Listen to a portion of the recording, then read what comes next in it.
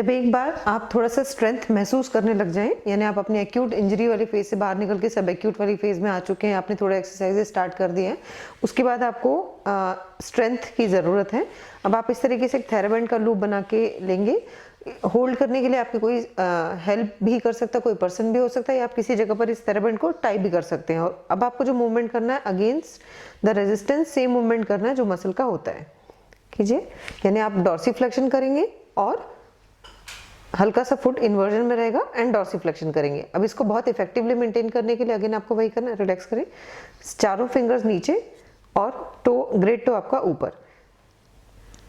Against the resistance आप इसे करते जाएंगे, relax, contract, relax. Same cycle आप 10 to 15 रिपीटेशंस के लिए इनिशियली करेंगे, फिर धीरे धीरे आप बढ़ाते जाएंगे। हम ये जो चारों टोज, जो लेसर टोज हैं, इनको हम नीचे करते हैं और ग्रेट टो को ऊपर करते हैं। इसका उद्देश्य होता है कि इसके साथ पाई जाने वाली जो और दूसरी मसल्स हैं जिनका एक्शन इसके काउंटर एक्शन होता है, उनको हम मूवमेंट में से एक्सक्लूड कर सकें, ताकि हम पूरा वर्क अपने टिबियालिस एंटीरियर पर कर सकें। फॉर्म में फिर से रिपीट करूंगी, चारों टोज नीचे, ग्रेट टो ऊपर, और अब आपको जो मूवमेंट करना है ऊपर खींचना और अंदर की ओर लेते हुए ऊपर खींचना, ये आपका मूवमेंट का डायरेक्शन होना है विदाउट थेराबैंड। और जब आप थोड़ा बेहतर महसूस करें तो विद द थेराबैंड। थेराबैंड्स अलग अलग स्ट्रेंथ में अवेलेबल होते हैं। इनिशिएशन में हमेशा कम रेजिस्टेंस वाला बैंड यूज करना चाहिए, फिर धीरे धीरे हमको उसको बढ़ाते जाना चाहिए।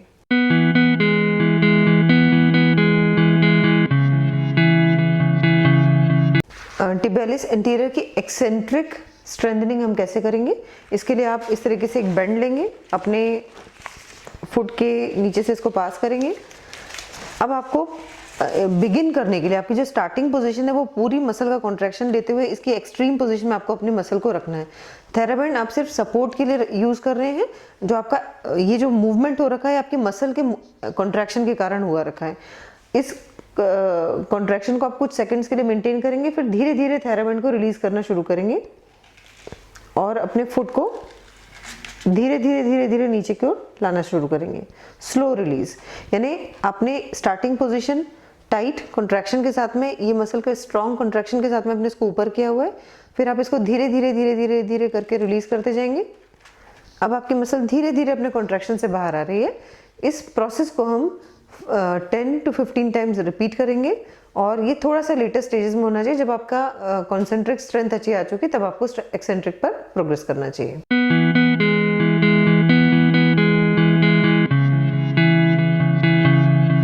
टिबियालिस एंटीरियर की स्ट्रेंथनिंग प्रोग्राम में हम आगे देख रहे हैं कैसे हम और कर सकते हैं। इस तरीके से एक वेट आप अपने फुट के ऊपर रखेंगे। ये ध्यान रखना है कि आपकी फुट की कैपेसिटी के हिसाब से वेट हो, बहुत ज़्यादा ओवरवेट नहीं रखना है।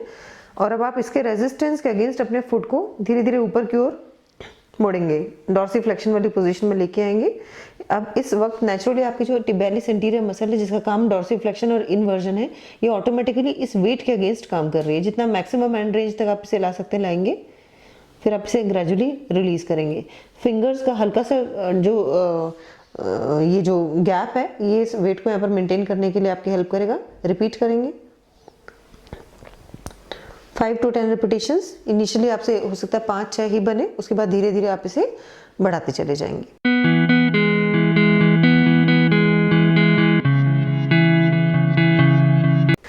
बैलेंस, एहसास और स्ट्रेंथ, तीनों के कॉम्बिनेशन के लिए आप इस तरीके की एक्सरसाइज कर सकते हैं। इसमें आप दीवार से टिक के खड़े हुए हैं, थोड़ा सा फुट आपकी ज़मीन दीवार से आगे है, दोनों फुट के बीच में आपने एक बॉल को पकड़ा हुआ है और दोनों फिट जो आपके हैं थोड़ा हल्का सा इन्वर्जन पोजीशन में, अंदर की ओर हल्के से मुड़ी हुई पोजीशन में है। अब आप इस बॉल को लिफ्ट करने की कोशिश करेंगे अपने दोनों पंजों को मोड़ते हुए। कीजिए प्लीज, जितना आपसे अधिकतम उठाते बनता आप उठाएंगे। थोड़ा सा 1-8 सेकंड के लिए मेंटेन करेंगे, then again down, relax, repeat, maintain, relax, repeat. इस एक्सरसाइज को आप 10 टाइम्स के आसपास रिपीट करेंगे, फिर धीरे धीरे इसकी फ्रीक्वेंसी आप बढ़ा सकते हैं।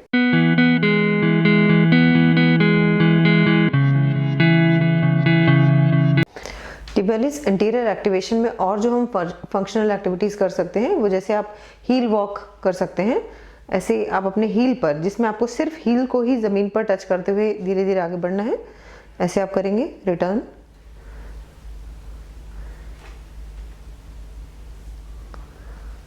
एक किसी भी थोड़े से लंबे कॉरिडोर में जहां आप थोड़ा सा लेंथ में इसको कर सकें, उसे आप करते चले जाएंगे। रिलैक्स।